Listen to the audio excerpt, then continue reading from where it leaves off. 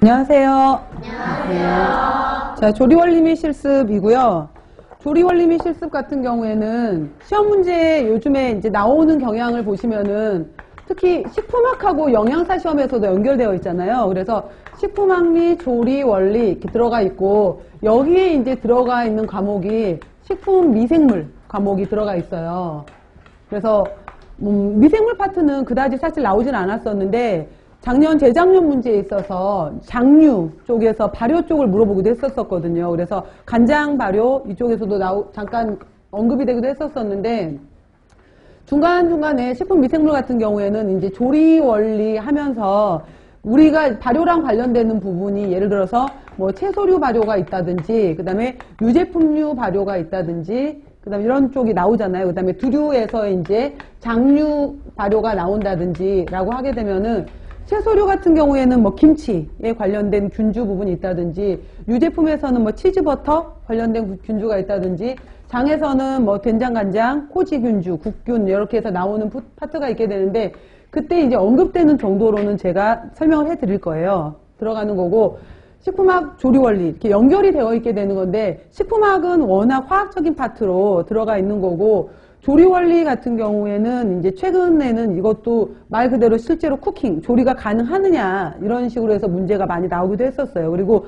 한동안 통합 문제로 나왔을 때는 조리 파트 같은 경우에는 또 연결시켜서 나왔던 것이 단체 급식에서 이제 조리가 연결되기 때문에 단체 급식으로 해서 뭐 예를 들어서 해썹, 위생하고 같이 더불어서 해썹과 또 여기에 뭐 조리 문제가, 그래서 뭐 고등어 조리 문제가 나오면서 중간에 뭐 검수, 뭐 CCP 단계를 물어보는 것도 나오면서 그날 고등어 조림이 단단해서 잔반율이 높았었다. 잔반율이 높았었는데 왜 단단해졌는지를 설명하고 이거를 해결하기 위한 방법을 제시해봐라. 이런 식으로 해서 통합 문제인 경우에는 식품학 조리 원리로 물을 수도 있고 단체급식 해썹 이런 식으로 같이 들어가기도 했었어요. 그래서 최근 약간 단독적으로 떨어져서 나오긴 하는데, 기본적으로 식품학에 대해서 잘 알아놓으셔야 되고요.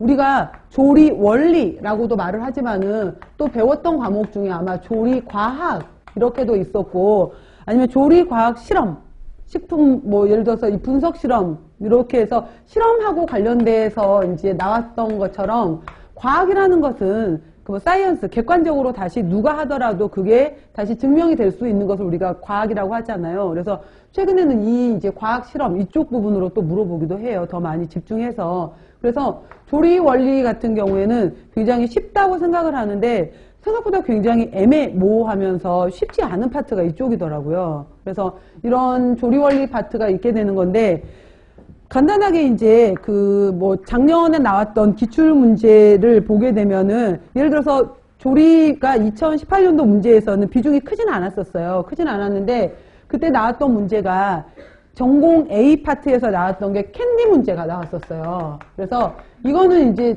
정말 그냥 던져주는 문제, 틀리면 안 되는 문제였던 거죠. 그래서 우리가 캔디 나왔을 때 정답에 해당이 됐던 것이 폰당 하고 이제 브리틀 쓰는 게 답이었었거든요. 그래서 폰당과 브리틀 뭐 A, B 이렇게 들어갔던 건데, 이 캔디 부분에 들어가는 내용에서 결정형 캔디와 비결정형 캔디, 그 다음에 결정형 캔디 중에서도 각각의 이제 가열하는, 농축 가열하는 온도가 있었잖아요. 그래서 A 부분에 해당이 되는 것은 114도 정도에 해당이 되는 폰동 114, 117까지 가열한다. 그 다음에 40도에서 식힌 다음에 저어준다 라는 말이 있어서 결정을 유발하는 폰당에 대한 내용이었었거든요. 그리고 B 같은 경우에는 브리틀 같은 경우에 약간 깨지는 질감 해당이 되는 건데, 이 브리틀